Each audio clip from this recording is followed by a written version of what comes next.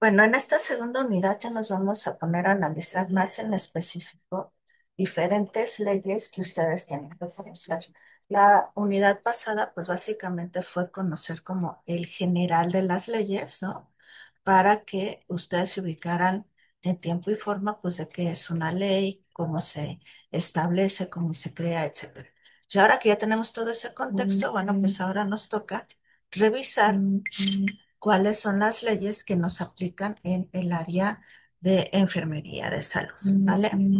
Y el objetivo de esta segunda unidad, pues es que ustedes conozcan tanto sus derechos como sus obligaciones a nivel constitucional, la Ley General de Salud, que es la más importante en materia de salud. Van a revisar también la Ley de Profesiones, que es porque algunas profesiones ocupan o requieren título y cédula profesional. Vamos a platicar también de las normas oficiales mexicanas que ustedes van a analizar en esta unidad para que con todo este bagaje, pues ustedes conozcan cuál es el ámbito de su competencia a través de la norma jurídica. Bueno, pues empezamos. Ya lo habíamos visto la sesión anterior que nuestra Carta Magna o nuestra norma más importante, pues es precisamente la Constitución. Ahora, la Constitución, brevemente les platico, está dividida en dos grandes partes, una que se llama la parte orgánica y otra que es la parte dogmática.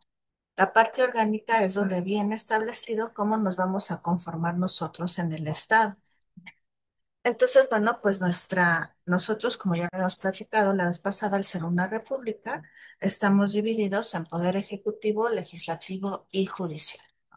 Quiere decir que el poder está repartido y la idea o el espíritu de la ley en este sentido es que ninguna persona tenga un poder absoluto, ¿no? Para evitar caer en los estados absolutistas que pues se dieron antes de la Ilustración, ¿no? Entonces, en aquellas épocas, pues todo el poder estaba constreñido a una persona y ahorita pues la idea es que el poder pues no sea solamente de una persona, ¿no?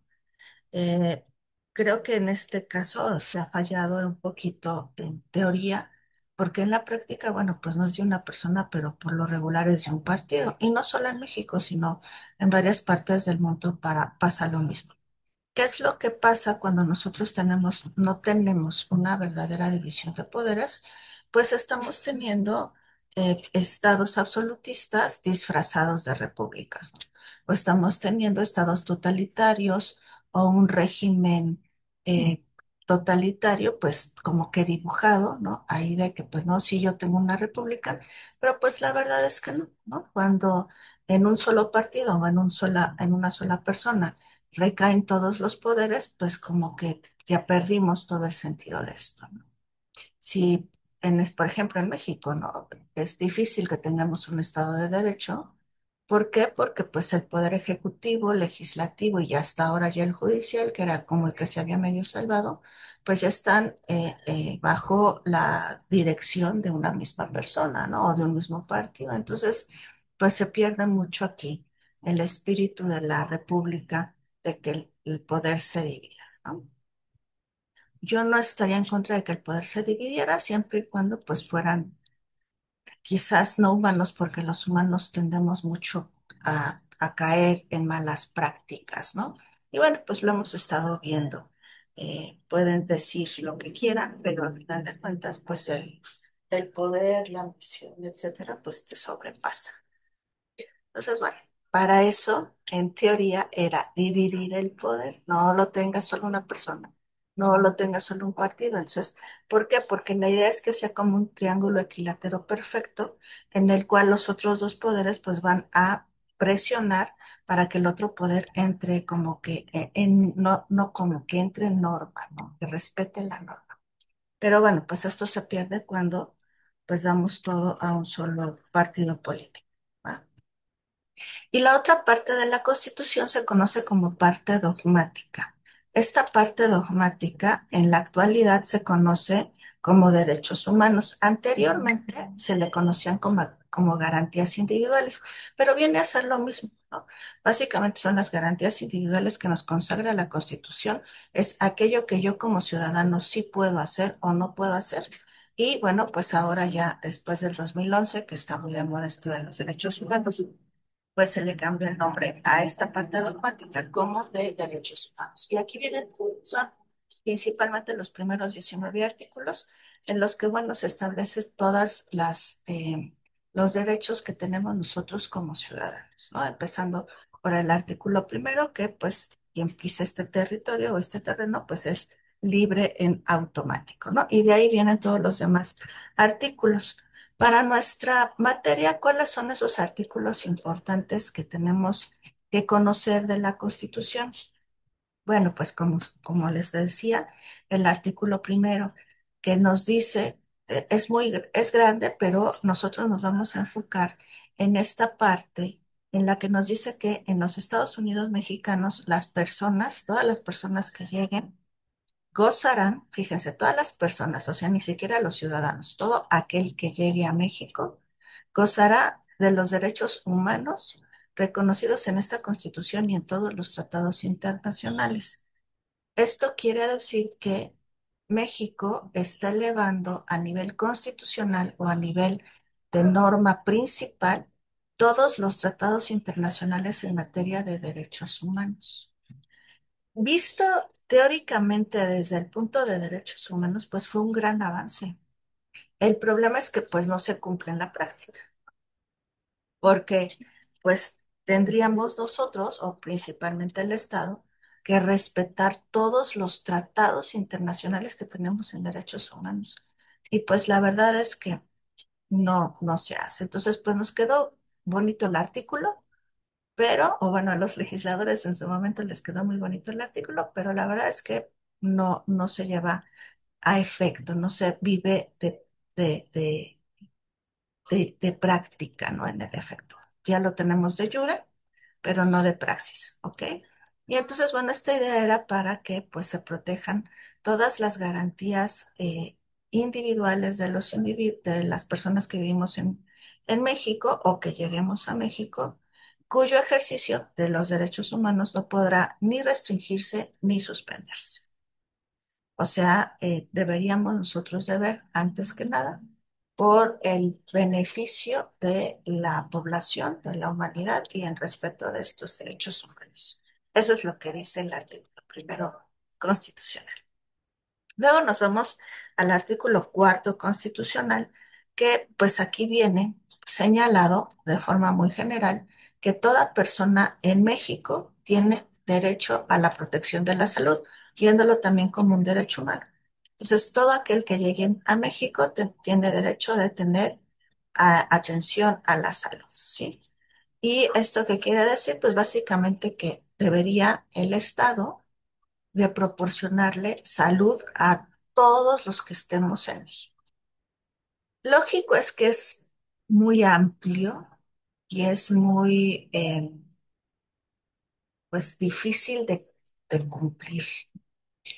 Claro que hace ya muchos años, gracias a este artículo cuarto constitucional, bueno, pues lo primero que se crea es la Ley General de Salud, ahorita la vamos a ver, y pues de ahí luego se deriva la creación del Instituto Mexicano del Seguro Social, posteriormente el ISSSTE, luego ya más reciente, como eran muy cortos los derechohabientes a estas instituciones, porque solamente eran las personas trabajadoras ante un patrón, ya fuera el Estado o un patrón particular, pues quedaba muchísima gente fuera. Es por eso que hace como 20 años pues se crea el Seguro Popular, que ha tenido varios nombres, ¿no? Y ahora pues me lo quieren meter ahí al IMSS de Bienestar, que pues está haciendo un híbrido administrativo y jurídico que pues no tiene ni pies ni cabeza, ¿no? Pero bueno, ahí está, ¿no? ¿Cuál sería la idea en general? De que todas las personas que no son derechohabientes ni del IMSS ni del ISSSTE, pues puedan acceder al IMSS Bienestar, ¿no? Esa es la idea. La verdad es que mucha gente que es derechohabiente del IMSS y del ISSSTE, pues también se van al IMSS Bienestar. Y bueno, pues quien esté trabajando en el IMSS Bienestar sabrá que pues ahorita toda la administración, pues como que todavía no está muy definida, ¿no? Ahí vamos a darles el beneficio de la duda y esperemos que todo esto se arregle. Por bien, pues, de las personas que a final de cuentas, pues, son nuestros usuarios, los pacientes, ¿no? Entonces, bueno. ¿Cuál es el artículo base para el sector salud? El cuarto constitucional. Eso nos tiene que quedar bien claro. No es así como pregunta de examen. Aquí no les voy a hacer examen, pero ¿cuál es el artículo constitucional que da sustento a toda la seguridad social y a la garantía de salud en México? El cuarto constitucional, ¿vale? Luego también ustedes tienen que conocer brevemente lo que es el artículo quinto constitucional. ¿Por qué? Porque en el artículo quinto constitucional nos dice que a ninguna persona podrá impedírsele que se dedique a la profesión, industria, comercio o trabajo que le acomode siendo lícito. ¿Qué quiere decir esto? Que yo puedo hacer lo que quiera siempre y cuando la ley no me lo prohíba, ¿sí? Por ejemplo, ustedes me dicen, oye, Verónica, creo que ya se los había comentado, ¿puedo vender quesadillas ahí afuera de mi casa porque no me alcanza? Claro que lo puedes hacer. Vas y solicitas tus permisos administrativos a la delegación y sin mayor problema, tú puedes vender quesadillas, churritos, papas, lo que quieras, no hay ningún problema. Pero si tú vienes y me dices, oye, Verónica, fíjate que pues yo conozco una persona que por ahí anda, tienes de sobra diazepaminas y pues, ¿cómo ves si las vendo afuera de mi casa? Ahí sí no. ¿Por qué? Porque ese tipo de medicamentos están controlados y si tú los vendes sin que tengas la autorización correspondiente, pues estás realizando un delito, ¿no? Entonces, ahí sí. Un favor, de los que están llegando, por favor, anoten su nombre en el chat para que tenga yo el registro si son de nada más. ¿Vale? Acuérdense que si van teniendo alguna duda, pues me levantan la manita, ¿no? Aquí la idea es que ustedes ya hayan leído la unidad y si tienen dudas, pues adelante, ¿vale? Bueno, entonces, tengo mi constitución. ¿Cuál es el fundamento jurídico para regular la salud? Cuarto constitucional, ¿ya? Ahora, ya vimos que el cuarto constitucional es muy general. Se le deberá de propiciar salud a todos los mexicanos. Ok, ¿y cómo lo voy a hacer? Ah, bueno, pues para eso, pues se crea la ley reglamentaria del artículo cuarto constitucional, que es la ley, bueno, hay varias leyes reglamentarias del artículo cuarto, porque no nada más habla de salud, sino habla de otros derechos, pero en materia de salud se crea la Ley General de Salud. Ya lo habíamos dicho la vez pasada, generales porque se aplica igual de Baja California a Yucatán. Se aplica de la misma manera, ¿ok? Entonces, ¿cuál es la ley reglamentaria del artículo cuarto constitucional? La Ley General de Salud, ¿sí? ¿Y qué nos dice la Ley General de Salud? Repitiendo lo que dice el artículo cuarto constitucional, que los mexicanos deben de contar con servicios de salud y de asistencia social que satisfagan eficaz y oportunamente todas sus necesidades o las necesidades de la población en materia de salud. Eso es lo que nos dice la Ley General de Salud. ¿Qué tenemos que entender con esto? Bueno, pues que el Estado, acuérdense que es el Estado el que debe de regular todo esto, debe de, fíjense lo que dice, satisfacer eficaz y oportunamente las necesidades de la población. ¿De qué necesidades estamos hablando? De las necesidades de salud. Bueno, ¿y quién mejor que ustedes me van a poder decir si estamos cumpliendo como Estado esta función? Creo que también nos quedamos bastante cortos en este sentido, ¿no? Pero la ley, pues, nos dice que tenemos que hacer esto. Acuérdense que la ley baja el espíritu del artículo cuarto constitucional, repite lo principal, pero lo empieza a desmenuzar. Ok, ¿cómo yo, ley, le voy a decir a los ciudadanos y al Estado que tiene que propiciar estos beneficios de asistencia y de salud? ¿Cómo? ¿No? Y entonces ya la ley nos empieza a decir, si ustedes revisan su ley general de salud, pues vienen varios apartados, varios capítulos. Ah, pues cómo tiene que ser en la atención de primera instancia, cómo tiene que ser en un momento dado la cuestión de sangre, etcétera, ¿no? Ya nos va señalando muy bien la ley en diferentes apartados cómo es que nosotros pensamos que se debe de propiciar la salud, ¿vale? Pero Acuérdense que, bueno, dentro de la ley también, que creo que también estamos un poquito cortos, ahorita ahí vamos más o menos, pero pues en la ley también se establece que nosotros, o sea, México en sí, debe de promover la búsqueda científica. ¿Por qué se dice que se debe de promover la búsqueda científica? Porque se ha reconocido internacionalmente que un país que es que se dedica mucho a la investigación en diferentes ámbitos o diferentes aspectos, pues siempre va a ser punta lanza para otros países, ¿no? Desgraciadamente, pues ustedes mejor que yo lo saben, la investigación en materia de salud en México, hay áreas que sí están muy desarrolladas, como esto del genoma humano, que ya hay todo un instituto, etcétera, está padre, pero pues hay otras que no. Y bueno, ¿qué es lo que pasa cuando nosotros no tenemos un desarrollo científico en esta situación? Pues dependemos del exterior, sí o sí, ¿no? Entonces, lo acabamos de vivir en pandemia, ¿no? Nos presumieron que la vacuna está patria y pues, ¿quién la vio, quién la conoce? Pues nunca nadie supo, ¿no? Y entonces estamos dependiendo de vacunas, pues del extranjero totalmente. Que ahora, para que tú puedas registrar, por ejemplo, una vacuna en el extranjero, tienes que pasar todo un procedimiento de la OMS para que ellos te digan si se puede aplicar o no se puede aplicar. Entonces, pues bueno, nuestra ley dice que tenemos que promover la búsqueda científica. Ojalá y en algún momento le hagamos caso a la ley, porque esto es bien, bien importante, chicos. Ujú. Bueno, entonces, ¿qué pasó, Mario? Maestra, una preguntota. Nos comentaba en el punto 2 que todos los mexicanos debemos tener servicios de la salud asistenciales y eficaces, Ujú. pero, por ejemplo, en el caso de, hablando un poquito en el aspecto de enfermería, ¿qué pasa cuando esos aspectos no se cumplen como profesionales? Cuando el instituto no cumple con estas necesidades para cubrir o salvaguardar estas necesidades de los derechohabientes, por decirlo así.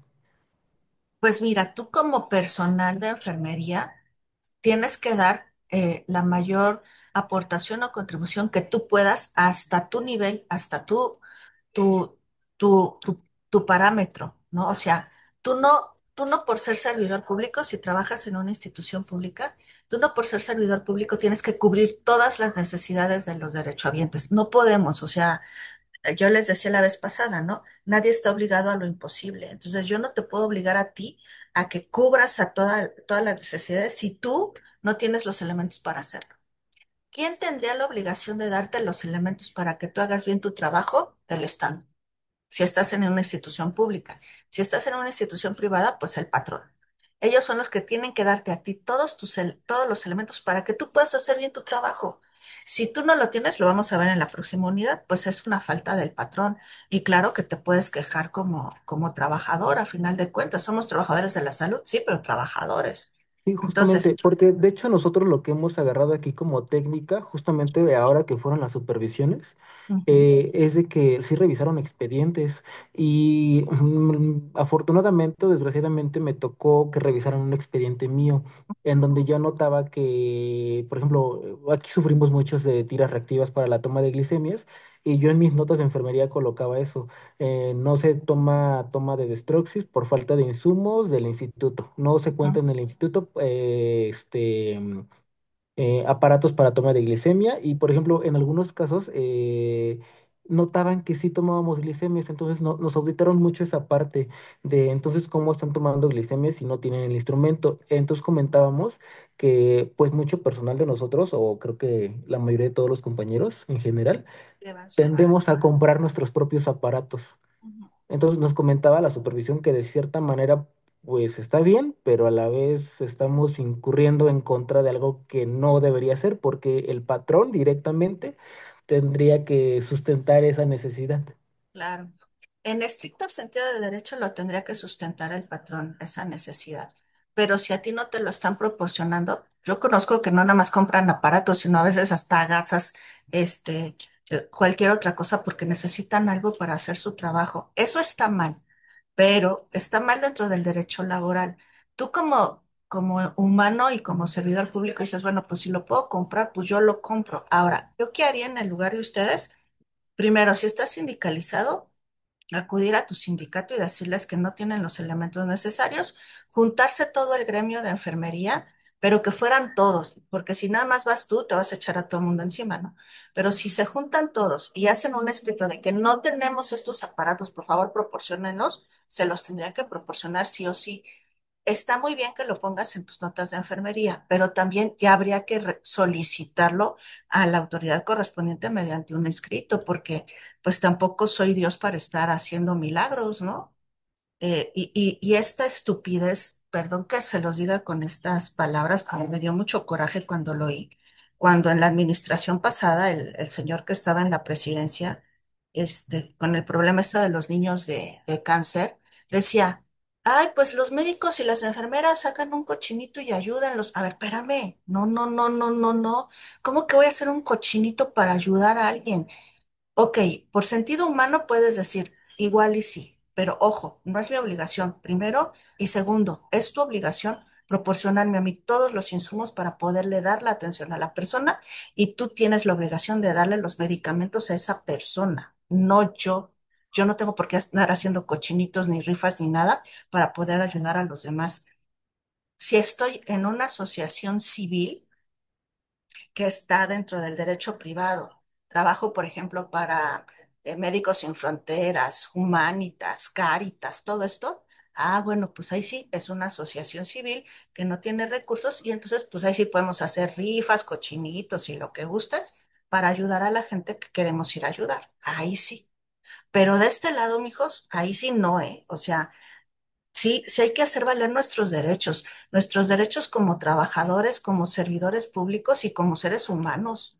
Porque en pandemia, por ejemplo, pasó que a mí me daba mucho coraje que pues les mandaban unas batitas ¿qué te voy a proteger con esto? No les mandaban los cubrebocas adecuados. O sea, te estoy mandando a la guerra sin fusil, literal, ¿no?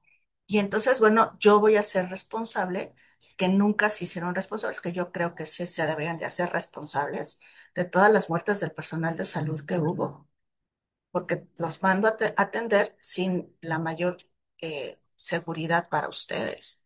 Eso no se vale, ni aquí ni en China. Hay dos demandas internacionales en contra de representantes de la administración pasada por delitos de lesa humanidad, principalmente en contra del señor Gatero. Hay una demanda internacional en la que se le está acusando de que pues, no les proporcionó lo necesario para poder hacer las cosas y pues nada más les mandaban, y creo que se las mandaban, ¿no? Sus estampitas de santitos para que se protegieran. Por favor, por favor. ¿Sí me explicó? Entonces, Mario, pues yo te invito a que revises muy bien cómo está tu situación, revisa tu reglamento interior. Ahorita vamos a ver qué son los reglamentos y pues si es necesario, pues todos presenten un escrito o a través del sindicato hagan valer sus derechos. Para eso está el sindicato. El sindicato no está para defender gente floja, no. El sindicato está para hacer valer los derechos de los trabajadores. Y un derecho mío como trabajador es que me proporcionen todos los insumos necesarios, ¿sí? ¿Cuál es el problema por lo regular? Pues que la gente no conoce ni sus derechos ni sus obligaciones. Pero ustedes ya están aquí y las están conociendo, ¿vale?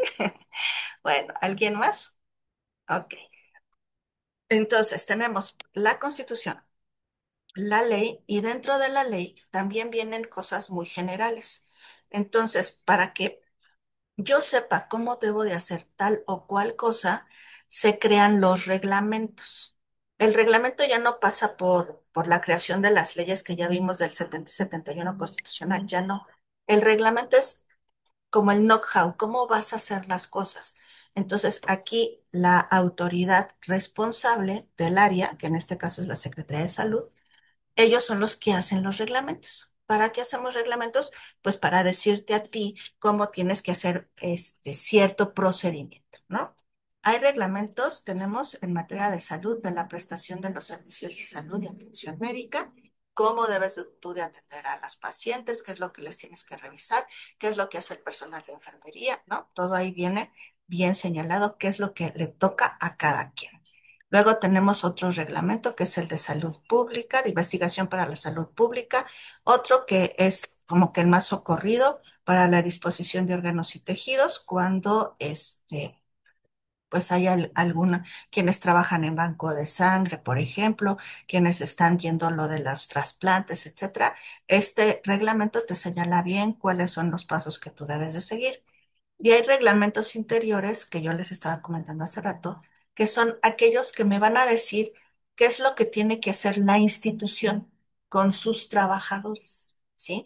Entonces yo les recomiendo que si trabajo en el IMSS, pues leer el reglamento interior del IMSS, o del ISSSTE, o de la Secretaría de Salud, o de la unidad donde estén.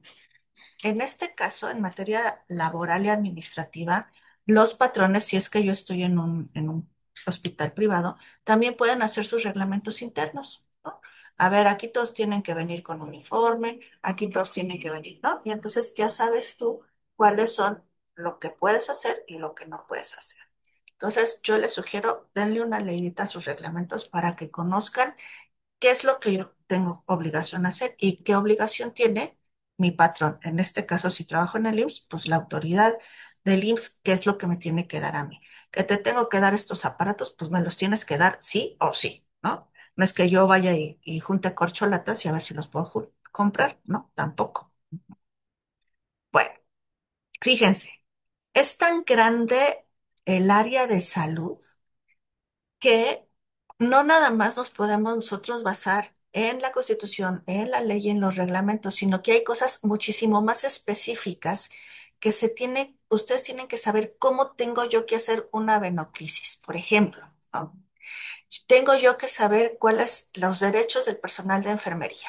Tengo yo que saber cómo se hace un expediente clínico. Entonces, ya son cosas como que muy específicas. Eso ni la ley, ni el reglamento, ni la Constitución nos los dice. ¿Dónde yo puedo ver esta especificidad? En las normas oficiales mexicanas. Las normas oficiales mexicanas son expedidas por la secretaría correspondiente, en este caso la Secretaría de Salud, o alguna otra secretaría que tenga que ver algún tema de salud, puede también en un momento dado expedir alguna norma para que ustedes sepan ya ahora sí los pasos puntuales que hay que seguir. Para eso son las normas, para que ustedes sepan qué sí tengo que hacer, qué no tengo que hacer. Ah, pues me llega una mujercita embarazada. Ah, bueno, ¿qué es lo que tengo que hacer? Hay una norma que les dice a ustedes qué es lo que tienen que hacer, ¿vale? Chicos, ya me están poniendo que se me va a acabar el tiempo. Ya saben que nos metemos a la misma liga y sin mayor problema, ¿sí? Bueno, entonces, todas estas normas oficiales mexicanas se dividen en tres grandes sectores. Es tanto lo que hay que hacer en materia de salud que son tantas las normas que ustedes ya lo vieron en su unidad. Tenemos que dividirlo en tres grandes rubros. ¿Cuáles son estos tres grandes rubros? Pues las normas de regulación y fomento sanitario. Aquí viene todo cómo se deben de hacer las cosas. Otro gran rubro es de prevención y control de enfermedades. Aquí vienen las normas que me dicen qué debo de hacer con una persona de VIH-Sida, qué debo de hacer con una persona con un problema infeccioso, contagioso. Aquí vienen cada una de esas áreas.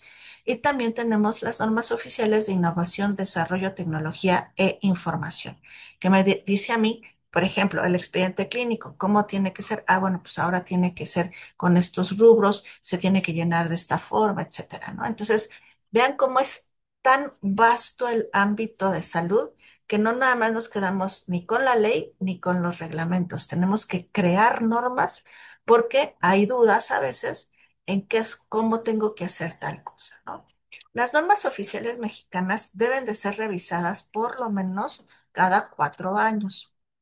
Y claro, cuando se revisan va a haber normas que pues ya no van a funcionar o que ya están o que ya están muy viejitas, obsoletas, etcétera. Y bueno, pues podemos eliminarlas, pero también podemos crear nuevas normas. Y las normas que no son obsoletas, pero que solo hay que cambiarles algunos rubros, pues se pueden modificar. Claro que se pueden hacer, ¿no? Bueno, la ley dice que debemos de revisarlas cada 4 años. La verdad es que muchas veces en la revisión llegan y firman de que ya revisaron y pues realmente no se hace una revisión exhaustiva porque es mucho trabajo, mucho, mucho trabajo. Pero bueno, si hay algo que a mí me interese, pues puedo hacer el comentario de que, oigan, cuando vayan a revisar esto, por favor, métanle tal cosa, ¿no? Porque luego, la verdad, pues las autoridades se les va. y se mueren en un mar de papeles y luego no saben ni por dónde, ¿no? ¿Qué pasó, Jesús? Perdón, profesora. Pregunta, ¿hay tiempo específico para revisar las normas? Vamos, por ejemplo, como Nanda, que cada cierto tiempo hay que revisar para actualizar, o de acuerdo a las características de cada norma, se pueden modificar específicamente algunas. Les estaba comentando que, de acuerdo con la ley, son cada 4 años que se debe de revisar la norma. Pero pues muchas veces lo que hacen, la verdad, es que llega el comité y nada más firma de que sigan igual. Por eso, si ustedes tienen alguna observación o algo, háganselo saber a sus autoridades para que, oye, mira, yo ya vi que en esta norma dice esto y ya no, ya no podemos hacerlo, o ya es obsoleto, o etcétera. Y entonces, bueno, pues también nosotros contribuir en ese sentido, ¿no? Pero mínimo cada 4 años. Hay normas que hay como que hay mucho interés y las pueden estar revisando antes. O sea, no hay un límite de revisión anterior a los 4 años, pero sí se tienen que revisar todas. Ujú. Muy Bueno, bien, gracias. eso es en materia de salud. Ahora, en materia de profesiones, tenemos también nosotros que conocer que nos rige la Ley General de Profesiones para la Ciudad de México, donde nos dice, y ojo, aquí hay una ley estatal, ¿eh? Así que los que no están en la Ciudad de México, por favor, revisen la Ley General de Profesiones en su ámbito correspondiente. ¿Por qué? Porque esta ley nos dice cuáles son las profesiones que requieren título y cédula profesional. Dentro de las más conocidas, pues está enfermería, medicina, derecho, también tenemos que tener cédula profesional, pilotos aviadores, ¿no? Yo no sé por qué nada más ponen algunas. Yo sería de la idea de que pusieran todas, ¿no? Pero bueno, la ley está así especificada que hay algunas materias importantes o algunas profesiones importantes que sí o sí deben de tener cédula y título profesional. ¿Por qué? Porque por el ámbito que nosotros trabajamos. Por ejemplo, ustedes trabajan pues la salud de las personas. Entonces, sí, por lo menos, si tengo estudios técnicos, pues tu cédula y tu título técnico. Se los piden a ustedes, sí o sí, ¿por qué? Y ustedes me van a decir, oye, Verónica, ¿por qué a la secretaria no se lo piden? Pues porque es otro ámbito el que ella trabaja, ¿no? Ella trabaja administración, etcétera, y pues quizás no, la ley no considera tan importante esta situación de que, bueno, pues si se le pierde un papel no hay problema, pero si yo me equivoco en un suero, en un medicamento, pues claro que hay problema, ¿no? Entonces, esta ley señala cuáles son esas carreras que debemos de tener título y cédula profesional. Los abogados, ¿por qué? Pues porque trabajamos con la libertad de las personas. ¿Ustedes por qué? Y con los médicos, pues porque trabajan con la vida de las personas, ¿no? Son cosas importantes. Otro, por ejemplo, es los pilotos aviadores. Pues ahí te trepas tú al avión y pues confías en que pues el piloto sabe manejar y tiene todas las credenciales habidas y por haber, ¿no? Pues, imagínate, lleva un mundo de gente dentro del avión. Entonces, la Ley General de Profesiones señala cuáles son esas profesiones que sí o sí debemos de tener título y cédula para ejercer. Por eso ustedes la tienen que conocer. Por eso, cuando ustedes van obteniendo grados, o sea, ahorita su licenciatura, posteriormente, o ya tienen alguna especialidad, posteriormente espero su maestría y su doctorado, y ustedes lo ponen para el conocimiento de la gente, fíjense, no es que estemos de presumidos. En materia de salud no es que yo esté de presumida diciendo, ay, mira, ya estudié tanto. No, es obligación legal el mostrar el título y en algunos casos, cuando nos lo pidan, también la cédula, porque yo estoy amparando mis conocimientos con un reconocimiento oficial que me da una institución y yo te estoy diciendo, mira, ya tengo el respaldo de la institución y claro que sé de lo que te estoy hablando, ¿no? Entonces, por eso luego ustedes ven en los consultorios también enfermeros que pues tienen también sus títulos y todo, es obligación, no es que andemos de presumidos. ¿Ok? Bueno, ¿dudas hasta aquí? Bueno, Hay otro punto importante que tenemos que conocer nosotros, que son los derechos de los enfermos y de la enfermería, del personal de enfermería. Muchas veces nos hemos como que consagrado mucho a los derechos de los enfermos, ¿no? Y en todas las instituciones, ahora ya también veo derechos de los médicos, derechos de enfermería, etcétera. Ah, bueno, pero por lo regular en todas las instituciones están cuáles son los derechos de los enfermos. En esta parte se les pide en su actividad que hagan un buen análisis de esto, ¿no? Si realmente yo considero que los derechos que están ahí plasmados son los que se deben de tener, o podríamos tener algún otro, o puedo yo quitar alguno, creo que pues este derecho está de más, etcétera. Ese es el análisis que se les solicita que hagan en su actividad. Y dentro de los derechos de enfermería también revísenlo. Ya hay varios trípticos en diferentes instituciones que dicen cuáles son los derechos del personal de enfermería. Y también, por favor, ahí digan si ustedes creen que con eso basta o se necesita algo más, que conozcamos los pacientes, los usuarios de sus servicios para poder respetar los derechos también de los enfermeros y las enfermeras, ¿vale? Entonces, esto es un análisis para que ustedes sepan, pues, cuáles son los que ya están y si ustedes tienen alguna idea, pues ahí quiero que me la hagan o que me le indiquen en este apartado de los derechos de los enfermos y de enfermería. ¿Ok? Y bueno, un punto importante, ojo, aquí en el punto uno de su actividad es, haz un mapa mental con todas las leyes que viste en la unidad. ¿Qué es un mapa mental? Muchas veces no se los explicamos, pero aquí se los quiero explicar. Un mapa mental es, tenemos una idea base o principal y de ahí vamos a sacar las ramas, ¿sí? de, de lo que estoy yo revisando en esta unidad, ¿sí? Por ejemplo, pues aquí podría ser el nombre de la unidad y qué leyes yo estoy revisando. Ahora, fíjense muy bien. Los mapas mentales deben de tener ramas y subramas. Por ejemplo, legislación en materia de salud, por poner un ejemplo, que puede ser el nombre de la unidad o alguno que ustedes crean, ¿no? Legislación en materia de salud. Ok, aquí está. Luego, rama, Constitución Política de los Estados Unidos Mexicanos. Subrama, artículo primero, que habla, y ahí puedo poner otra subrama,